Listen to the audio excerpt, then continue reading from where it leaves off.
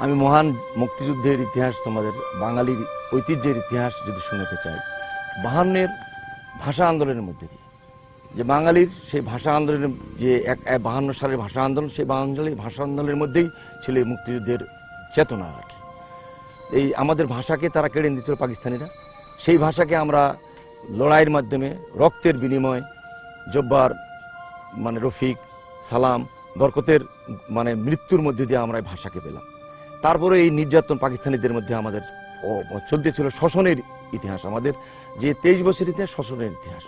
আমরা ভাষার দিক দিয়ে শোষিত হচ্ছিলাম, নির্যাতিত হচ্ছিলাম, ব্যবসা বাণিজ্য এবং চাকরির ক্ষেত্রে সবই পাঞ্জাবিরা আবার পাঠানরা পেত, বাঙালিরা কোনো পেত না। এভাবে আমাদের রাজনৈতিক একটা মানে আমাদের ভিতর মানে আগুন ফুসে উঠছিল, স্বাধিকারের আন্দোলন ফুসে উঠছিল।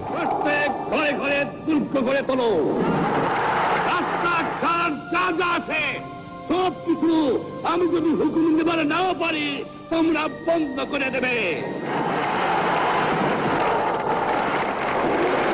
এবারে সংগ্রাম আমাদের মুক্তির সংগ্রাম, এবারে সংগ্রাম 71-এর সেই 7ই মার্চের যে তার মানে মানে ঐতিহাসিক ভাষণ, সেই ভাষণ দিয়েই বাঙালিরা জাগরণ হয়ে গেল। বিশেষ করে আমি তখন ছাত্রলীগের একজন কর্মী ছিলাম, আমার ইউনিয়নের সভাপতি ছিলাম। তখন আমরা আমাদের যুবকদেরকে সংগঠিত করতে দিলাম। এর মধ্যে দিয়ে আমরা আমাদের এলাকায়, আমাদের সংগঠিত এলাকায় আমাদের নেতাদের সঙ্গে যোগাযোগ করে, আমাদের ছাত্রলীগের নেতাদের সঙ্গে যোগাযোগ করে আমরা আমাদেরকে প্রস্তুত হতে দিলাম যে না, বাঙালিদেরকে এটা স্বাধিকার আন্দোলনে যেতে হবে। তখন তো ট্রেনিংয়ে আমরা যাইনি, তখন যুদ্ধের জন্য জাস্ট প্রস্তুতি নিচ্ছি আমরা, তাই না? এবং এইভাবে আমাদের লিডার তখন বলে, এখন বাধ্য হয়ে যখন আমাদের এই 26শে মার্চ যখন পুরোপুরি আমাদের এরকম পুরো আমরা স্বাধীনতা জনগণ, তখন আমরা আমাদের লিডারদের সঙ্গে দৌড়াদৌড়ি করতে ধরলাম যে কীভাবে আমরা কারফিউ ব্রেক করবো আর কি, তাই না? তখন এই কারফিউ ব্রেক করবো পরদিনে আমরা এই সংগঠিত হয়ে 27 তারিখ দিন রাতে আমরা এই এলাকার লোকজনকে নিয়ে প্রায় 72টি বন্দুক এবং তীর, ধনুক, লাঠি জোড়া নিয়ে ওই সবুজ সঙ্গের মাঠে, রাজারামপুর মাঠে, সবুজ সঙ্গের মাঠে আমরা একত্রিত হলাম, বলে না? হয়ে আমরা রাত ওই 27 তারিখ দিনগত রাতে আমরা ওই দার্জিলিং রোড, যেটা তোমাদের আগে তারিভাটি ছিল, মহারাজা স্কুলের পাশ দিয়ে যে রাস্তাটা পাকা হয়েছে, এই জায়গায় পাকা ছিল, কাঁচা রাস্তা ছিল, ওইখানে যাই আমরা। শুনছো বালুবাড়িতে তারিভাটি ছিল, তাই না? এবং তারিভাটি বালুবাড়িতেই মেজর তারিকের বাড়ি ছিল, যিনি সেক্টর কমান্ডার ছিলেন তখন। ইপিআর বলতো, এখন যে আমাদের বিজিবি বলে, তখন বলতে বর্ডার ফোর্সগুলো বলতো ইপিআর, ইস্ট পাকিস্তান রাইফেল। কারণ এটা তো পাকিস্তান, পূর্ব পাকিস্তান ছিল, ফলে এদের তখন আমরা তাদের ওই হেডকোয়ার্টার যিনি প্রধান ছিলেন মেজর তারিক, তার বাড়ি অ্যাটাকের জন্য তখন আমরা সংগঠিত হয়ে ওই রাতে 27 তারিখ রাতে দার্জিলিং রোড থেকে 72টা বন্দুকের একেবারে রাত 10টার সময় একই সঙ্গে ফায়ার দিয়ে দিলাম।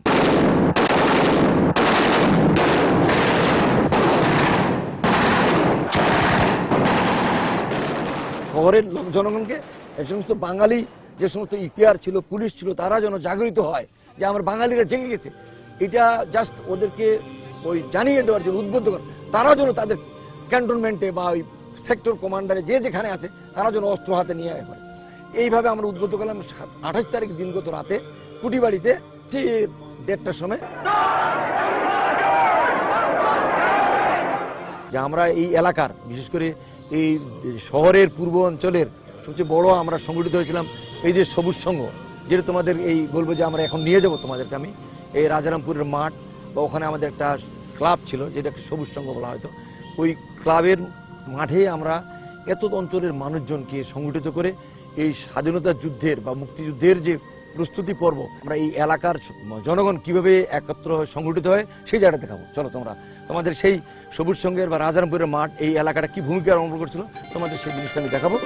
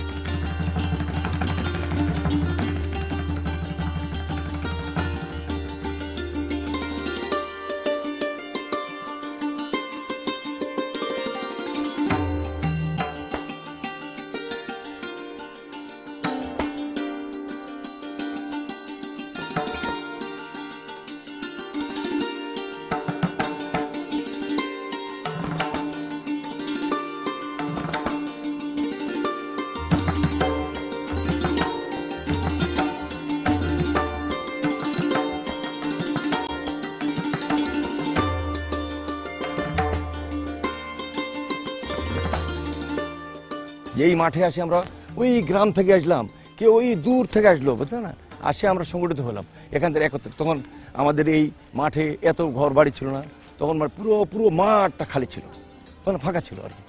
আর আমার ওই তখন ব্রিজ ছিল না, ওখানে কোনো ব্রিজ ছিল না, ওখানে বুঝতে পারছো, কোনো ব্রিজ ছিল না। এখানে এই সবুজ সংঘ ক্লাব ছিল, এই যে সবুজ সংঘ ক্লাব ছিল, দেখছো এই সবুজ সংঘ ক্লাব ছিল। এই ক্লাবের মধ্যে সংগঠিত হয়ে আমরা এই মাঠ একদম দূর পর্যন্ত গোটা ফাঁকা ছিল, এখন কোনো ফাঁকা ছিল না। আস্তে আস্তে ওই গ্রাম থেকে আসলাম, একদম চিরিবন্দরের লোকজন চলে আসছে, প্রতিরোধের ডাক, তো প্রতিরোধের ডাক। ওই যে যখন বঙ্গবন্ধু বলছে ঘরে ঘরে দুর্গ তুলো, দুর্গ তৈরি হয়ে গেছে, মানে দুর্গ তৈরি হয়ে গেছে, মানুষ একের পুরোপুরি জাগে গেছে। বললেন যে আমরা তিনটা বন্ধুই এই জিনিসটা চিন্তা ভাবনা করে যখন থ্রো করছি, তখন গ্রামে গ্রামে মানে আলোড়ন পড়ে গেছে আর কি। মানে মানুষ আসবার যে বহর তৈরি হয়ে গেছে, বহর, গ্রাম চলে আসছে, যার যা অস্ত্রপাতি নিয়ে আর কি, মানে লাঠি, হাতিয়ার, বন্দুক, যে যা পারছে, বললাম না, নিজের বন্দুক আবার তার গুলি গলা সহজে নিয়ে আসছে। আমরা তখন তো ট্রেনিং প্রাপ্ত হয়নি, আমরা শুধু জাস্ট কারফিউ ব্রেক করার জন্য আমরা শহরে সংগঠিত হচ্ছি। মানে পাকিস্তানি যে আর্মিদের যে নির্যাতন বা তাদের শাসন, এই শাসনকে আমরা বিদ্রোহ করবার জন্য জনগণ মারার নামিয়ে পড়ছে। তখনও কোনো মুক্তিযুদ্ধের ট্রেনিং আমরা পাইনি, তাই না? আমরা বিভিন্ন জায়গা থেকে অস্ত্র সংগ্রহ করতেছি এবং আমরা এই মাঠে, এই যে দূর থেকে দেখতেছি মাঠ, ওই মাঠে আমরা পুরোপুরি, এটা খালি ছিল আগে, তখন আমরা এখান থেকে ঐক্যবদ্ধ হয়ে শহরে আমরা ঢুকছি। 28 তারিখে পুরোপুরি রিভল্ট হয়ে গেল আর কি, কোটা কুটি একদম ফায়ারিং টায়ারিং হয়ে তো, তখন জনগণ শহরে ঢুকতে ধরলো আর কি, মানে এইরকম অ্যাকশন নিচ্ছে। কিন্তু তখন তো আমাদের রাস্তাঘাটগুলোতে তখন তো বিহারি বা ফায়ারিং কোথায় হবে, কারফিউ তো পুরোপুরি আছে। অতএব বিধায় আমরা 28 তারিখটা এইভাবে কাটালাম। 29-30 তারিখে পুরোপুরি আমরা দেখলাম যে আমার কুটিবাড়ি দখল হয়ে গেছে। তখন পুরোপুরি ওখান থেকে যে সমস্ত পাকিস্তানি সেনারা তারা আউট হয়ে গেছে তখন। হ্যাঁ, ওরা ওই 29 তারিখে আমরা জানতে পেলাম, 29-30 তারিখে প্রায় আমাদের দিনাজপুর এটা আমাদের দখলে এসে গেল আর কি, তাই না? আমরা 30-31 তারিখে দেখলাম যে 30-31 তারিখে আমাদের মেজর নাজমুল সাহেব, তখন ওই যে সেক্টর, মানে যেহেতু মেজর তারিখ নাই, তারিখকে কিন্তু কসবাতে মেরে ফেলছে আর কি, ফ্যামিলি সহ। এই হলো তখন নাজমুল সাহেব, তখন তিনি গাড়ি নিয়ে আসলেন, আসে ইপিআরদেরকে, তখন আর কি ইস্ট পাকিস্তান রাইফেলের যারা সদস্য, পুলিশ যারা ছিল তারা বটতলায় এবং আমাদের সঙ্গে যোগাযোগ করলো, আওয়ামী লীগের যারা আমরা ছিলাম তাদের সঙ্গে যোগাযোগ করলো যে এখানে একটা করতে, প্রতিরোধ ক্যাম্প করতে হবে, এখানে বাংকার করতে করে এই মানে আমরা ওই 30-31 তারিখের মধ্যে আমরা পুরোপুরি বাংকার টাঙ্কার করে ফেললাম। এখানে কয়েকটা বাংকার করলাম, পুলিশ, ইপিআর এবং আমরা ছাত্রলীগ। এখানে তখন আমাদের ট্রেনিং শুরু করলো। ওই ইপিআর এর একজন আমাদের মানে সমাবেশী, তখনকার সমাবেশী আর কি, ও কাছাকাছি বয়স, ম্যান অফ আর কি, মানে তোমার ঢাকা, কাসেম ভাই, ও আমাদের মার্ক 3 রাইফেলের ভিতর দুইটা রাইফেল আছে, একটা মার্ক 3, মার্ক 4। কিন্তু পরে জানছি, তখন শিখেছে আমাদেরকে, এই যে তোমরা বলছিলে যে আমাদের আর্মস কোথায় পাইলেন, এদের কাছ থেকে তোমরা আমরা আর্মস পেতে চললাম আর কি, ট্রেনিং পাইলাম, আর্মস পাইলাম, তাই না? এখন আমরা সহযোদ্ধা হচ্ছি ওনাদের, তখনও ট্রেনিং প্রাপ্ত পুরোপুরি হয়নি, সহযোদ্ধা হচ্ছে। এখান থেকে তখন আমরা এই মানে 1, 2, 3, 4, 5, 6, 7, 8, 9, 10, 11, 12, 13 এপ্রিল পর্যন্ত আমরা এখানে পুরোপুরি ডিফেন্স করে থাকলাম, প্রতিরোধ যেটা ডিফেন্স বলে আর কি, প্রতিরোধ ডিফেন্স করে আমরা এখানে থাকলাম। কিন্তু 14 তারিখ পরের দিকে পুরোপুরি রাজবাড়ির দিকে এবং 10 মাইল একটা প্রতিরোধ ক্যাম্প ছিল, ওখানে এই পিআর, পুলিশ, মুজাহিদরা মিলে বড় শক্ত ঘাঁটি করছিল 10 মাইলে, যেন ওই দিক থেকে মানে পুরো থেকে সৈয়দপুর থেকে, ক্যান্টনমেন্ট থেকে যেন পাকিস্তানি না আসতে পারে, এই জন্য ওখানে একটা প্রতিরোধ ছিল, রাজবাড়িতে প্রতিরোধ ছিল, আমাদের গাবুড়াতে প্রতিরোধ ছিল, এরকম বেশ কয়েকটা জায়গা নিয়ে যেন আমাদের ওই দিক থেকে আমরা পাকিস্তানিদেরকে প্রতিরোধ করতে পারি, তাই না ছিল। কিন্তু 14 তারিখে ঠিক ভোরের দিকে পুরো রাজবাড়ির দিক ফায়ার হলো, আর 10 মাইলে পুরো ফায়ার হচ্ছে, খালি ফায়ার হচ্ছে। কিন্তু এখান থেকে আমরা জানতে পারছি না কি হচ্ছে, কারণ তখন তো ওয়ারলেস এত আমাদের কাছে জানা ছিল না। আমাদের এই পিয়াররা ভাইরা যারা ছিল, তারা বলছে আমাদের 10 মাইলে ফায়ারিং হচ্ছে। আমাদেরকে তখন বললো যে আপনারা একটু জেনে নেন। আমি আর আমার সঙ্গে আর একটা ছোট ভাই ছিল, ও আমাদের সঙ্গে যুদ্ধে ছিল, জয়নালকে নিয়ে আমরা তখন দিয়ে চললাম। এখানে আমার এই যে খাদ্য সরবরাহ, তারপরে যে সমস্ত রসদপত্র দিতে গেলে কিন্তু আমাদেরকে ওই মানে ওই কুটি বাড়ি থেকে দিত। আর এই যে সমস্ত খাদ্য এগুলো কিন্তু আওয়ামী লীগের একটা অফিস ছিল শহরে, ওখান থেকে দিত। তখন আমরা মোটরসাইকেল নিয়ে গেলাম, যাতে একটুখানি 10 মাইলে যাওয়ার জন্য ওরা খালি বললো যে একটু খবর নিয়ে আসুন, 10 মাইলে কি হচ্ছে, 10 মাইলে কি হচ্ছে, একটু খবর নিয়ে আসেন। তখন আমরা একটু মোটরসাইকেলটা নিয়ে খালি কেবল এতে গেছি আর কি, সরকারি কলেজের ওখানে গেছি। দেখেছি ওখানে একজন ওই যে হেলমেট পরা, গাছের ডাল লাগার আছে একটা ইপিআর, মানে আর চান্স কোনো কিছু দৌড়ে এসতেছে আমাদের দিকে, বলে আমাকে নেন, আমাকে নেন, আমাকে নেন, কি হচ্ছে কি ঘটে, আর কিছু বলে না। তখন আমরা বুঝলাম যে খুব খারাপ, যেহেতু আরো ফেলা দিয়েছে, তার পিঠের চেয়ে তাড়াচ্ছে। তখন আমরা উল্টা দিক মোটরসাইকেলটা ঘুরে আবার শহরের দিক গেলাম। শুধু থানার কাছে আসেনি, তাতেই একদম বিরাট একটা গোলা ওখানে পড়লো আর কি।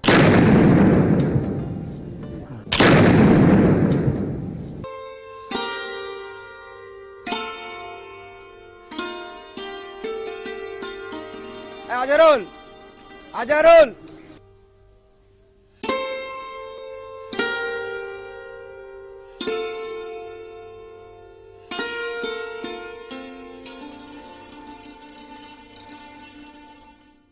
সমস্ত মুক্তিযোদ্ধারা আমরা ঐক্যবদ্ধ হয়েছিলাম এখানে, হয়ে এখানে একত্র ছিলাম। তখন আবার ওই বাহিনী শুনে নষ্ট হয়েছে, তখন আমরা এখানে একত্র হয়ে কিভাবে শহর এটা করবো সেটা আমরা চিন্তা ভাবনা করছি।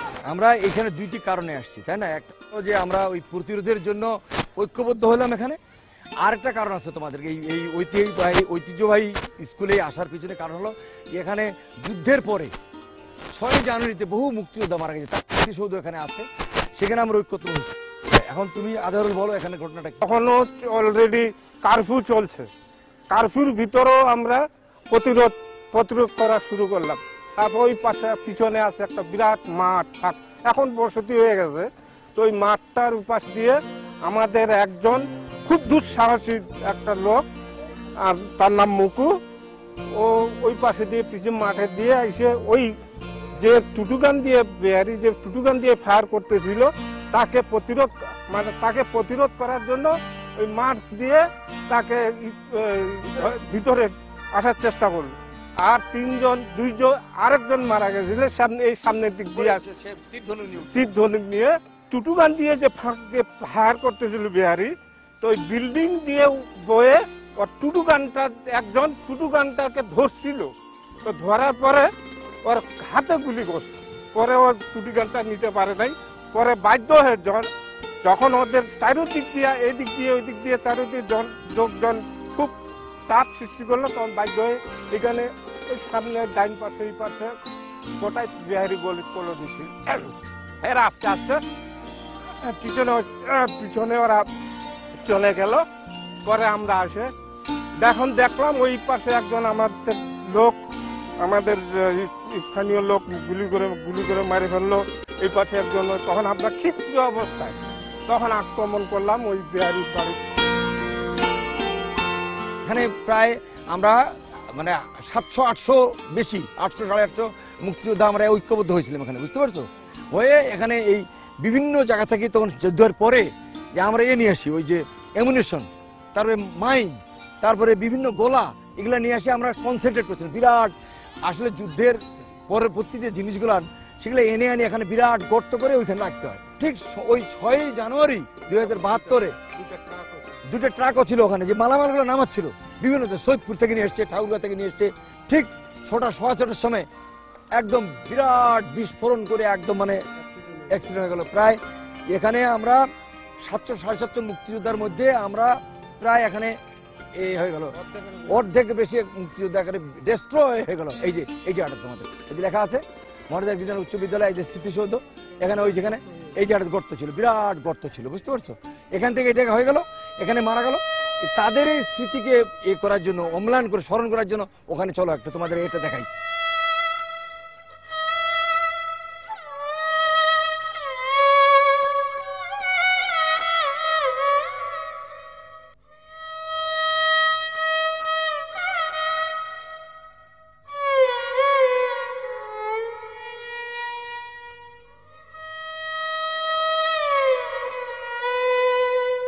এই বাড়িতে ছিল 2টা মুক্তিযোদ্ধা মৃত্যুবরণ করছে, বুঝতে পারছো? যে প্রতিরোধ, যারা আমরা প্রতিরোধ করতেছিলাম, যারা প্রতিরোধ করতে আসছিলাম, তাদের মধ্যে এইটা বড় একটা অবাঙালির বা ব্যবসায়ীর বাড়ি ছিল। এটা অবাঙালি, তার নাম ছিল আলাউদ্দিন।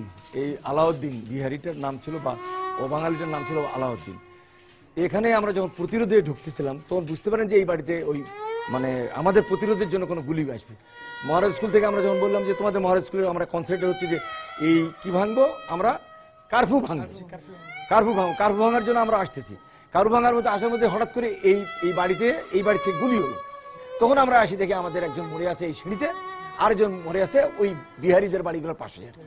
এই জন্য আর ওই আমাদের 4-5টা যারা গুলি করলো তাদের গুলি লেগছে, ওই যে যার যে একজন স্ট্যান্ডার ধরেছিল তাদের গুলি লেগছে। এখানে এইটা সব এই এলাকাটা প্রচন্ড এলাকাটাতে অবাঙালিরা ছিল, বুঝতে পারছো? এইখানে এটা প্রতিরোধ আন্দোলনের প্রথম আমাদের 2টা শহীদ হলো।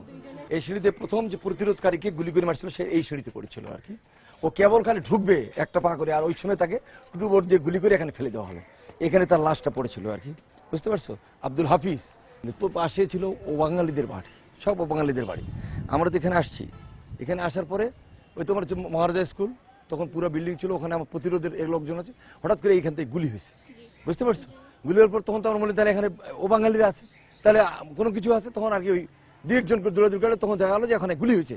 গুলি হয়েছে মানে বুঝতে পারলে যে এখানে আমাদের একজন মুক্তিযোদ্ধা মারা গেছে, প্রতিরোধকারী মারা গেছে, কিন্তু জানতে পারলাম না, নিচ থেকে জানবো কে মারা গেছে তাও জানতে পারলাম না।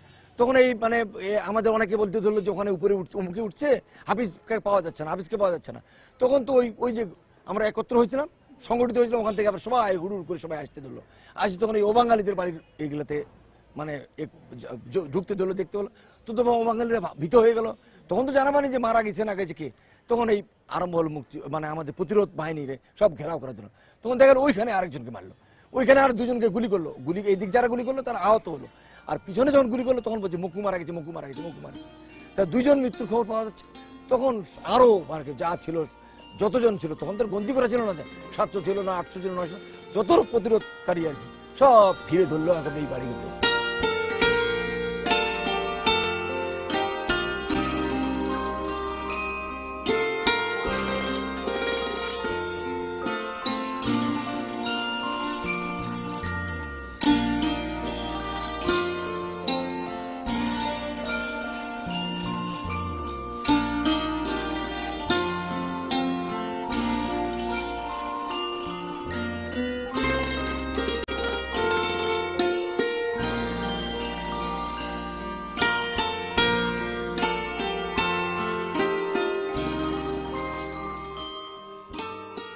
এটা ছিল সেক্টর কমান্ডারের, মানে যিনি বললাম যে কুটিবাড়ি সেক্টর হেডকোয়ার্টার, ইপিআরদের ছিল।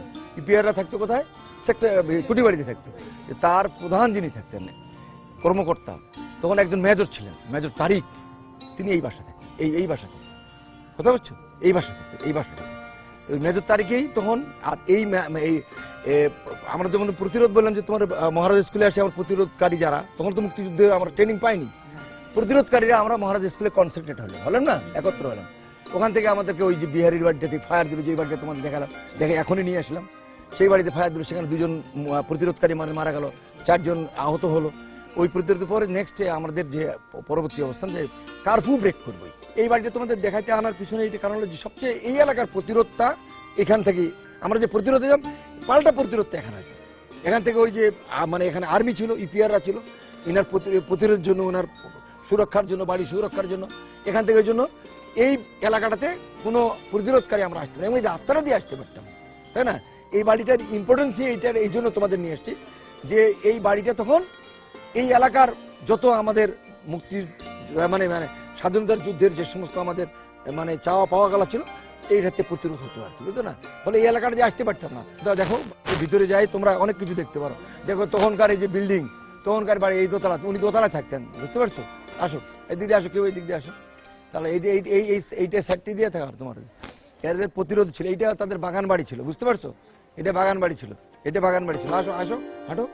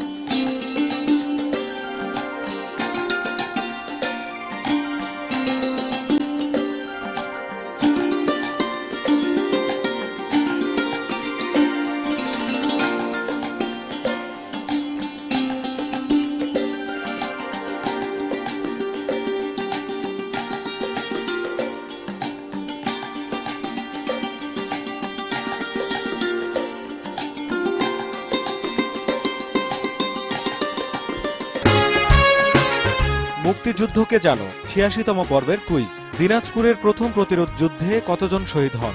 এ ১ জন, বি ২ জন, সি ৩ জন, ডি ৪ জন। বৃহস্পতিবারের ভেতর ঠিক জবাব পাঠাও। MJ space A B C অথবা D লিখে পাঠিয়ে দাও 1624 নম্বরে। ঠিক উত্তরদাতাদের মধ্য থেকে ৩ জনকে পুরস্কার হিসেবে দেয়া হবে মুক্তিযুদ্ধের বই। মুক্তিযুদ্ধকে জানো ৮৫তম পর্বের কুইজের ফলাফল। প্রশ্ন ছিল, পানিওয়ালা ক্যাম্পের সাংকেতিক নাম কি ছিল? সঠিক উত্তর সি মধুমতি। এই পর্বের বিজয়ীরা রাজিয়া, সুমিত্রা ও সিফাত যথাসময়ে তোমাদের ঠিকানায় পৌঁছে যাবে পুরস্কার।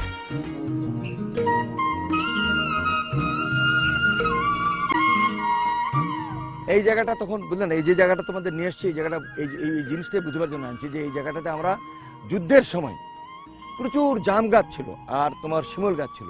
এই জায়গাটা তখন এই পাশে যেমন বলছো তো তোমার হিন্দুস্তান, এই পাশেও হিন্দুস্তান, কিন্তু আমরা তখন এই যে গ্রামটা আসছি এটা হলো পানিকাটা গ্রাম এবং জলপাইতলি, এইখানে আসছি আমরা। এইখানে এই জন্য আসছি যে দুইটা জায়গাকে আমরা কভার করার জন্য। একটা হলো আমতলি, আমবাড়ি, হ্যাঁ আমতলি আছে বাম দিকে আর আমতলি ডিফেন্স আছে সামনে, আর তার সামনে আছে আমাদের বেজাই মোড়।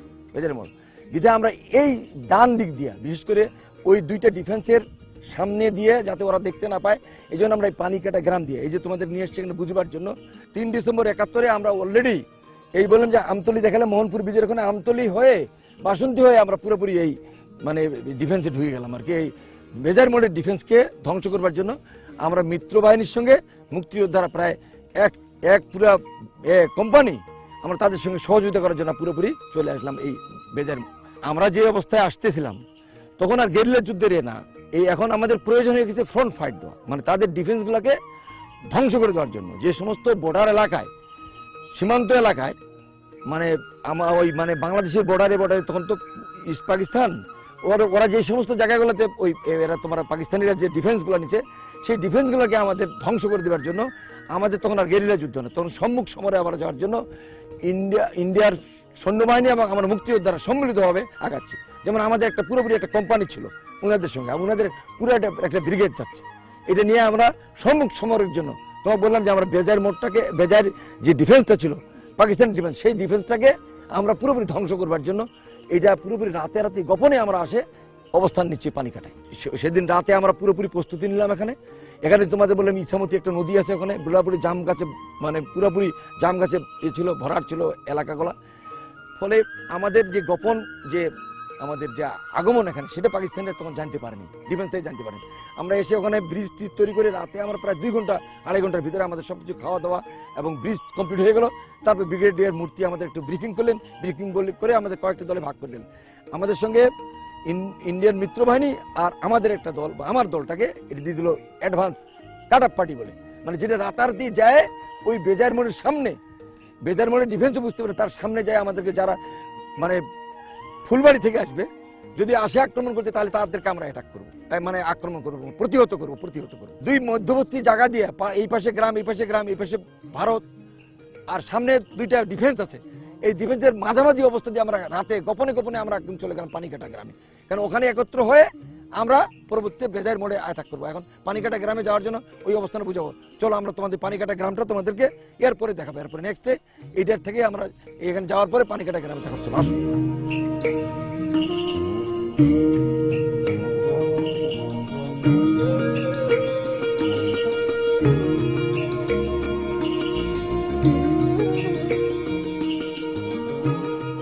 এটা পানিকাটা গ্রাম, বুঝতে পারছো?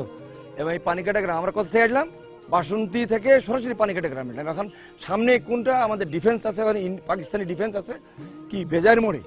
এই বেজার মোড়ের উদ্দেশ্যকে মানে ওই বেজার মোড়কে হয় উড্ডল করবো, নাহলে ধ্বংস করার জন্য আমরা এই সম্মিলিত বাহিনী যাচ্ছি। কিন্তু এই পানিকাটা গ্রামে আসি দেখি যে আমাদের এখানে ইছামতি নদী, ছোট্ট একটা ইছামতি নদী, এই নদীটা ক্রস করার জন্য ওইখানে আমরা হোল্ড করলাম, করে পাকিস্তানি মানে এদের অ্যাটাক করার জন্য এখানে একটা ব্রিজ করলাম তাড়াতাড়ি।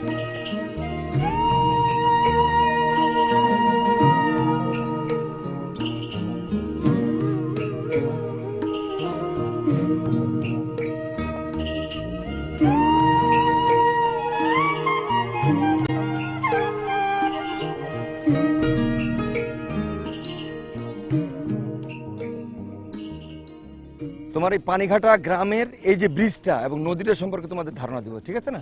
যা সামনে আমাদের আছে ওই যে তোমার আসো এখানে, এই যে সামনে এই যে তোমাদের এই ব্রিজটা, এটা নদী, এটা হলো ইছামতি নদী, ঠিক আছে? এখানে তো অনেক ব্রিজটা ছিল না, বুঝতে পারছো? ওই আমরা যে পানিঘাটা বললাম যে তোমাদের যে বেজাইর মোড়ে যে আমরা যুদ্ধ করবো, পানিঘাটা থেকে আমরা বেজাইর মোড়ে যুদ্ধ করতে যাব, তখন এটা ব্রিজ ছিল না, তখন এই আমাদের মিত্র বাহিনী এবং মুক্তিযোদ্ধারা মিলিত হয়, তখন একটা লোহার ব্রিজ বানালো আর কি, যেটা যুদ্ধে বানায় আর কি, ইঞ্জিনিয়ারিং কোর আর কি, সামরিক বাহিনীর ইঞ্জিনিয়ারিং একটা কোর থাকে, তাই না? তারা এই 2 ঘন্টার ভিতরে এই ব্রিজ বানালো। আব্দুল হামিদ, এই আসো, তুমি এদিকে আসো। ও আমার একজন FM মুক্তিযোদ্ধা, আমার সহযোদ্ধা ছিল, ওর বাড়ি এখানে আব্দুল হামিদ। এবং এই ব্রিজকে আমরা তৈরি করার পরে রাতারাতি আমরা তখন ওই বললাম যে 4 তারিখে ডিসেম্বর, 4 ডিসেম্বর আমরা ওই বেজার মোড়কে অ্যাটাক করবো। এই আব্দুল হামিদ আমার সহযোদ্ধা FM, তাই না? ওই গ্রামের বাড়ি ওর, ও এই যে বলতে পারে তখন ব্রিজের ঘটনা এবং যুদ্ধের ঘটনা। যখন আমরা ভারত থেকে আসি তখন একটা ব্রিজ ছিল না, এই নদীটা কিন্তু খরস্রোতা ছিল খুব। আর এই নদীতে এই ইন্ডিয়ান ফোর্সেরা, ইন্ডিয়ান আর্মি মিত্রবাহিনী আমাদের একটা লোহার মানে একটা ব্রিজ তৈরি করেছে। এই ব্রিজটা দিয়ে আমরা পার হয়ে চলে গেলাম, সেই বেজাই। এখন বেজাই ফাংশনাররা আছে, পাকিস্তান ডিফেন্স ছিল, যেখানে পাকিস্তানি ডিফেন্স ছিল। আমরা কিন্তু ওখানে সরাসরি না যে খজাপুর হয়ে একটু বাঁকা হয়ে খজাপুর হয়ে ঢুকে সামনে যে ওদের ডিফেন্স, একবার সামনে চলে গেলাম। ওদের ডিফেন্স ছিল পশ্চিম দিকে, আমরা একবারে পূর্ব দিকে চলে গেলাম। পূর্ব দিকে যায় আমরা অ্যাটাক করলাম। অ্যাটাক করার পর হয়তো গোলাগুলির ফলে আমাদের ভারতের কিছু সংখ্যক মারা গেছে আর কি, আমাদের মুক্তিযোদ্ধার মধ্যে কিছু মারা গেছে এবং ওদের সাংসদের মধ্যে 2-3 জন মারা গেছে আর কি। তারপরে ওরা বেশিক্ষণ, আমরা কিন্তু অনর্গলভাবে যুদ্ধ করছি। আমাদের যুদ্ধের দাপটে ওরা কিন্তু বেশিক্ষণ থাকতে পারবে, আবার ওই ওখান থেকে অ্যাডভান্স করে পার্বতীর দিক চলে গেল, পার্বতী একদম এই উত্তর দিকে। আমরা ওই বেজাই মোড়টা আমাদের ক্যাপচারে নিয়ে নিলাম। সকালেই আমাদের এই ক্যাপচার হয়ে গেল, বুঝতে না? বললাম ভোর 3টে, 3:30 থেকে এটা আরম্ভ করছি এবং বললাম না আধা ঘন্টাও লাগেনি আমাদের ওই ডিফেন্সকে, মানে পুরোপুরি হয় উগ্র হয়ে চলে গেল ওরা, আর আমরা আমাদের দখলে দিলাম পুরোপুরি। তাতে দেখলাম যে ওদের 2-3 জন মারা গেছে, মানে তখন ওইলা তাদের এখানে দেখলাম যে লেখা আছে FF, ফ্রন্টিয়ার ফোর্স বলতে, তখন পাঞ্জাবিদেরকে ওদের একটা ভাগ ছিল, সেই পাকিস্তানের বাহিনী করে। এখন আমরা এই ব্রিজের বর্ণনা শেষ করলাম, পরবর্তীতে আমরা বেজাইর মোড়ের যে যুদ্ধটা, ফ্রন্ট ফাইটটা যেটা হয়েছিল, যেটা সম্মুখ সমর, সেটা তোমাদের এখন বলবো, ঠিক আছে?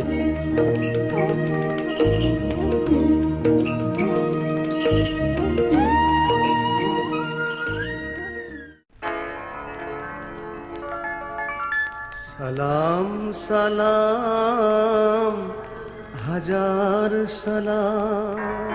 এই যে তোমার পুকুরটা, যে এটা তোমার কোলা গাছে ভর্তি ছিল, এখানে আমরা ওই পার তোমাদের কি বলছিলাম যে পানিকাটা থেকে আমরা কাটা পার্টি আসলাম যুদ্ধ করার জন্য, ফ্রন্ট ফাইট। এই সেই বেজার মোড়, এইটা হলো পুটকিয়া খাজাপুর, তাই না? এইখানে আমরা ইন্ডিয়া মিত্র বাহিনী এবং মুক্তিযোদ্ধা, এবং এইখানে আমরা ওই যে দেখতেছো তোমার সামনে, ওই যে দেখতেছো ওই যে বড় ওই যে জঙ্গলটা দেখতেছো, ওটা তখন পুরোপুরি একটা আল ছিল, বড় আল। ওখানে আমরা অ্যাটাক পার্টি ডিফেন্স নিলাম। যখন ওখান থেকে আমার নির্দেশ দিল যে অ্যাটাক, তখন এখান থেকে আমরা স্ট্যান্ড টু হয়ে যুদ্ধের জন্য আগে গেলাম, বুঝতে পারছো? একদম চলে গেল কোথায়, ওই যে বেজাইর যে মোড় যে পুকুরটা আছে সেই পুকুরটাকে, এবং এই পুকুর থেকে এরা এখানে কভারিং ফায়ার দিল। এইখান থেকে আমরা তখন পুরোপুরি এখানে অ্যাটাকের জন্য রওনা হয়ে গেলাম, পুরোপুরি অ্যাকশন নিয়ে। এখান থেকে সামনে কিন্তু বেজাইর মোড়, ঠিক না? যেখানে আমরা বলছি পাকিস্তানের ডিফেন্স নিয়ে আছে, সেখানে পাকিস্তানের ডিফেন্স নিয়ে আছে। ওই ডিফেন্সকে আমরা একদম ক্রাশ করার জন্য, উড্ডল করার জন্য চলে যাচ্ছি, মানে এই যুদ্ধের জন্যই। হ্যাঁ, আচ্ছা, আপনি জানেন গণহত্যা? এই গণহত্যা আমি জানি তো, মানে বাড়াইয়ের পাশে যে গণহত্যাটা। হ্যাঁ, আচ্ছা, ওদের কবরস্থ করে দিয়েছিল, তখন খবর আসছে এখন। আচ্ছা, আমরা স্থানীয় জনগণ সব মাটির নিচে ভালো পুঁতে দেওয়া। এই যে বললো না গণহত্যার, তখন তো বুঝতে পারছো যুদ্ধের গণহত্যা করছিল, ওরা নির্যাতন করছিল, ওরা শোষণ করে সবকিছু কার্যক্রমগুলো করছিল। তার সামনে এখানে এই যে ডিফেন্স, তোমাদের বললাম যে বেজার মোড়, সামনেই বেজার মোড়, এখানে বললাম যে আমরা এই ডিফেন্স থেকে আমরা এখানে চলে গেলাম, ঠিক আছে? আমরা এখানে যাওয়ার পরে পুরোপুরি আমাদের এখানে বললাম যে উভয়ে হত্যা হলো। তোমার একটা প্রশ্ন তোমার সুন্দর ছিল যে কখন আমাদের দিনাজপুর হলো। এক সময় কিন্তু সমস্ত জায়গা স্বাধীন হয়নি, 16 ডিসেম্বরে হয়নি, কোনোটা 4 তারিখে স্বাধীন হয়েছে, কোনোটা 5 তারিখে, 6 তারিখে, এইভাবে গোটা ডিসেম্বর মাসটাতে কিন্তু আমাদের বিভিন্ন জায়গাগুলি স্বাধীনতা লাভ করতেছে, তাই না? বিভিন্ন জাতিরা প্রচণ্ডভাবে, যেটা আমাদের মানে আমরা বলি যে ঢাকাতে যখন ফল করলো এইটাই বললো 16ই ডিসেম্বর, ঠিক আছে না? তার আগে কিন্তু বাংলাদেশের অনেক জায়গা, যেমন দিনাজপুর, আমাদের বিভিন্ন জায়গাগুলি মানে মুক্ত হয়ে গেছে, তাই না? যেমন ঠিক তেমনি এই বুঝবার জন্য বলছি যে এটা 4 ডিসেম্বর 71-এ এটা কিন্তু এই এলাকাটা আমাদের মুক্ত হয়ে গেছে। চলো আমরা এখন এই বসি, আমরা এখন একটু বসি, আমরা এখন আলোচনা করে তোমাদের সঙ্গে বসি। রেখে যেতে চাই আদের স্মৃতির চরণে। এই যে দীর্ঘ সময় ধরে তোমাদেরকে আমি মুক্তিযুদ্ধের উপরে এবং মুক্তিযুদ্ধ প্রতিরোধের উপর থেকে বিভিন্ন কিছু বা বিভিন্ন স্পোর্টগুলি, আমাদের মুক্তিযুদ্ধের যে অবদানগুলি সম্পর্কে তোমাদের একটা স্পষ্ট ধারণা দিলেন। এতে তোমরা কি শিখলে, কি অর্জন করলে সেটা একটু বলো, সংক্ষেপে করে বলো। এই সব দেখার মাধ্যমে মুক্তিযুদ্ধ সম্পর্কে জানতে পেরেছি এবং দিনাজপুরে যে এরকমভাবে মুক্তিযুদ্ধ ছিল সে সম্পর্কে জানতে পেরেছি ও সেসব মুক্তিযুদ্ধের প্রতি আমার সম্মানটা আরো বেড়ে গিয়েছে। তারপরে নেক্সট তুমি বলো দেখি পারিকা। এর আগে তো মুক্তিযুদ্ধ সম্পর্কে আমরা শুধু বইয়ে পড়েছি, জি জি জি জি কিন্তু এইবার শুধু মানে এই প্রথমবারের মতো আমরা প্রথম জায়গাগুলো ঘুরে দেখলাম যে যেখানে মুক্তিযুদ্ধ হয়েছে। আমরা ইনফ্যাক্ট জানতামই না যে দিনাজপুরে এইসব জায়গায় মুক্তিযুদ্ধ হয়েছে। তো এইভাবে মানে প্র্যাকটিক্যাল দেখার ফলে আমাদের মধ্যে মুক্তিযুদ্ধের চেতনাটা বেড়ে গেছে, মুক্তিযোদ্ধাদের প্রতি বাহ, সম্মানটা বাহ, বেড়ে সুন্দর, গেছে, দেশকে দেশের প্রতি যে সম্মানটা, দেশের প্রতি যে শ্রদ্ধাবোধটা সেটা বেড়ে গেছে। বলো তো তুমি কি জানো, কি জানলে, কি শিখলে, তোমার অভিজ্ঞতা কি আসলো? জানতে পারলাম যে মুক্তিযুদ্ধ একটা গণযুদ্ধ, Good. সার্বভৌম বাহ, সুন্দর কথা সকল বলছো। পেশার মানুষ আছে নির্বিশেষে, বাহ, জাতি ধর্ম বাহ, বর্ণ বাহ, নির্বিশেষে সুন্দর। আছে মুক্তিযুদ্ধে অংশগ্রহণ করছে, দেশটাকে স্বাধীন করছে। গুড, হ্যাঁ, অসাম্প্রদায়িক যুদ্ধে আমরা অসাম্প্রদায়িক ছিলাম, ঠিক কথা বলছো। এখানে আমরা আদিবাসীরা ছিলাম, এখানে বৌদ্ধ, খ্রিস্টান, হিন্দু ভাইয়া এবং সবাই সম্মিলিতভাবে আমরা যুদ্ধটা করেছি, ঠিক কথা বলছো, সুন্দর কথা বলছো। হ্যাঁ, নেক্সট তুমি বলো দেখি। আমি আসলে জানতাম না যে দিনাজপুর শহরে এতজন মুক্তিযোদ্ধা রয়েছে, তো আপনার সাথে এতক্ষণ থাকে আমি এই বিষয়টা জানতে পেরেছি, তো এটা জানাই আমার অনেক ভালো লাগছে। আর নিয়ে বলো দেখি। আমরা বাংলাদেশের মুক্তিযুদ্ধ সম্পর্কে খুব একটা ভালো ধারণা ছিল না আমার, আচ্ছা যে আচ্ছা ভারতের কাছে এত আচ্ছা, ছিল, সেটা আচ্ছা। আমার ধারণা ছিল না। আমি আচ্ছা। দেশের ভালোবাসা বুঝতে পেরেছি এবং আমার দেশের প্রতি সম্মানবোধটা আরো বেড়ে উঠেছে, তাই আমি দেশের প্রতি আরো তাহলে দেশের প্রতিও যাচ্ছে, মুক্তিযোদ্ধা ভাইদের প্রতি। হ্যাঁ, অনেক আচ্ছা আচ্ছা, হ্যাঁ, এটাই চাচ্ছি, এটাই মুক্তিযোদ্ধা ভাইদের প্রতি সেই শ্রদ্ধাবোধটা তোমাদের আসছে, তাই না?